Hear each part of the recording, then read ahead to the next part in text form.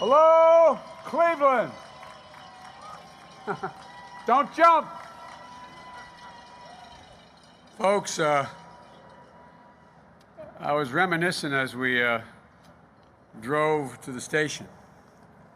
I spent the bulk of my adult life driving to the Amtrak station. I commuted every day from Wilmington, Delaware to Washington, D.C. when I got elected as a young senator right after my wife and daughter were killed, and I didn't plan on staying in the Senate, but I agreed I'd stay for 6 months a long time ago, and I started commuting. And the fact is, they tell me I've logged more than 2,100,000 miles on Amtrak. So it's good to be here. It's not as fast as a helicopter, but I made a lot of family friends on Amtrak. So I'm looking forward to getting on the train with you guys.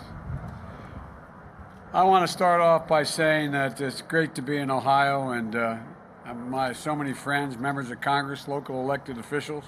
It's an honor to be here with Tiffany. I know how hard it is for her, and I say I know I was in the position of her children. My dad went through the same thing, Mr. Mayor. Back in Scranton, Pennsylvania, he lost his job. And I remember him walking up the stairs, making what I call that longest walk a parent has to make to tell a child that he's going to have to leave. My dad didn't have an 8-hour ride. He only had a 3-hour ride, 3.5-hour ride. He moved to Wilmington, Delaware. Took a couple years before he could bring us back down to Delaware, come home every weekend, but to make sure that we're all together again. It's a hard slog. A lot of people have made that. And Tiffany, you're a wonderful, wonderful mother, teacher, and the way you talk about your husband, he and I have something in common. We both married way up. Look, I'm going to say that, my dad, when he was in, I apologize to Congressman Lamb, he's heard me say this a lot, but my dad, when we moved back to Delaware, said to move to Delaware, would say all the time to his children, my siblings and I, he'd say, Joey, a job's about a lot more than a paycheck. It's about your dignity. It's about respect. It's about being able to hold your head up. It's being able to look your child in the eye and say, honey, it's going to be okay. That's what a job is about. And Tiffany, when I think about your husband taking that job 8 hours away, although it's 100 years ago, I think about my dad, and I'm mad your husband has the same stamina and you do as my mom and dad did. The fact is that when last night's debate in this election is supposed to be about you, Tiffany, about you and all the people I grew up with in Scranton and people in Youngstown and Claymont, Delaware, and all the people who make a difference.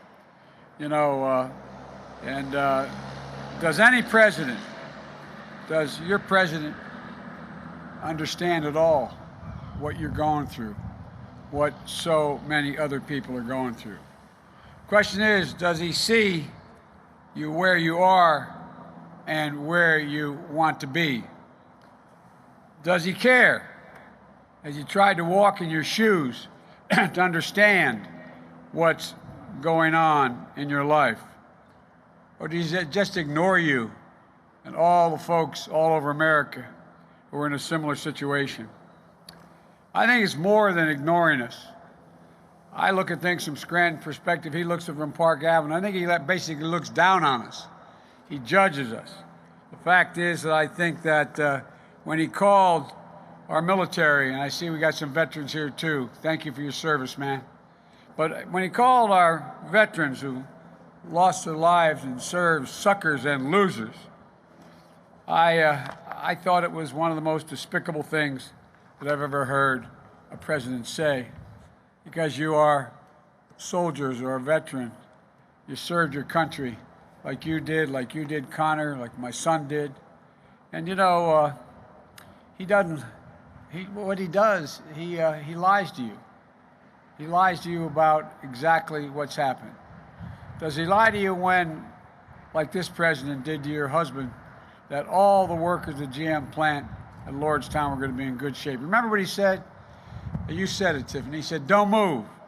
Don't sell your house because no Ohio factory will shut down in Donald Trump's America. He doesn't pay his fair share. Don't worry about that. He doesn't pay his fair share in taxes. He says that makes him smart. What does that do? What does that make you, Tiffany? Make me and millions of other hardworking Americans, decent people who pay our taxes. Are we the suckers? Are we stupid because we go by the rules? He's too weak to beat the pandemic, costing more than 200,000 American lives. That's upended every part of our lives and hit working people particularly hard. Your businesses are closed and schools aren't back to normal because Donald Trump hasn't done his job. He hasn't pulled Congress together to provide real relief for working people, moms and dads and business owners. The fact is, Congress has passed a significant recovery bill, but he's too busy being in the bunker or in his golf course to call them into the White House to work out an agreement. He told FEMA to cut off funding for school PPE, masks, and protective gear because it's not a national emergency. His response during the deadly pandemic is to try to take your health care away by asking the Supreme Court to strike the Affordable Care Act in its entirety, wipe it out, taking us back to a time when insurance companies could deny you coverage for pre-existing conditions.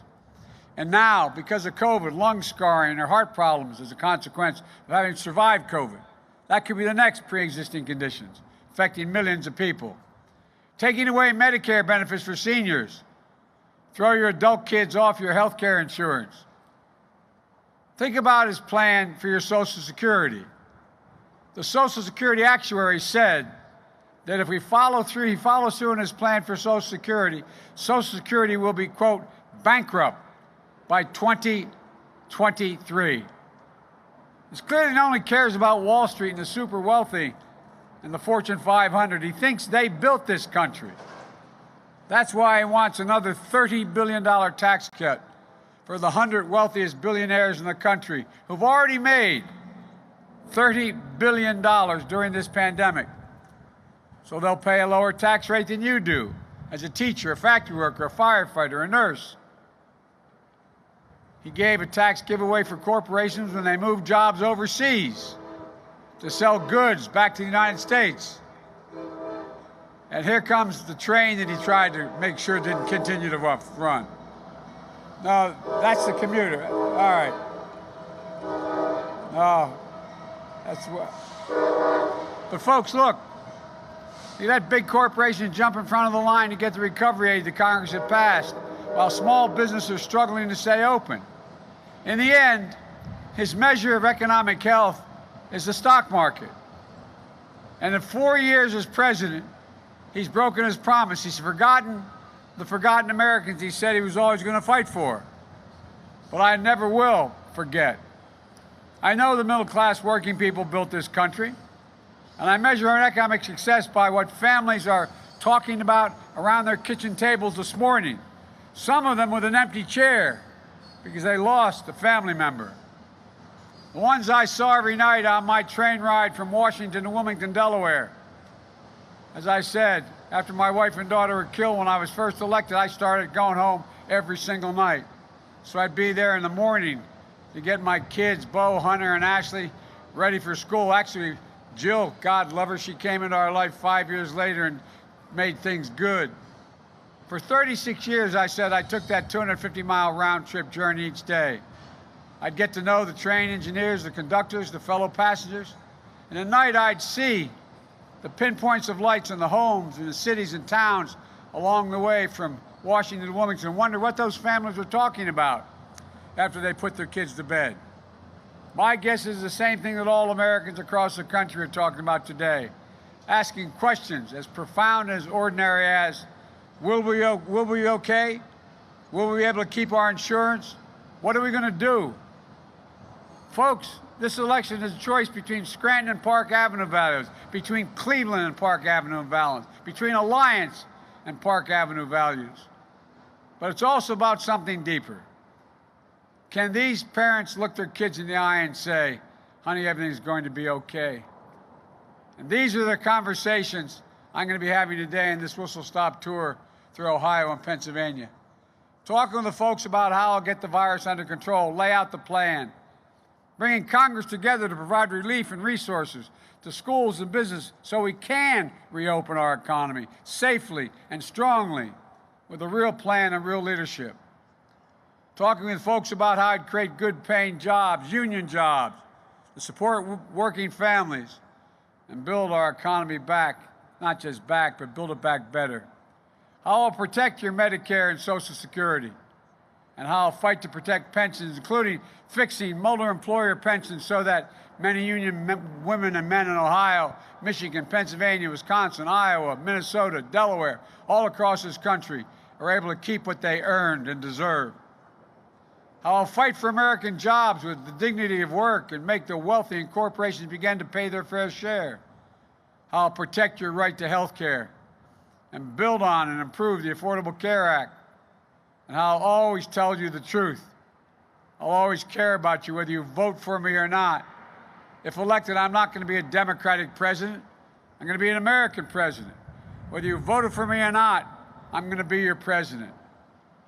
And I'll never forget the people, the working people of this country, because that's what I come from. And that, if given just half a chance, the American people can do anything. Just like you, Tiffany, and your husband, you've stood up. You can do anything. I want to make something absolutely clear. There's overwhelming reason for optimism. Reverend, as you said, there's overwhelming reason. We just have to unite. The country is ready to do that. We're better positioned than any nation in the world to own the 21st century. We just have to do it and do it together. So I leave you, Rev, and thank you for your invocation by saying, God bless you all, and may God protect our troops. Thank you, thank you, thank you. Keep the faith. We're coming back. Thank you.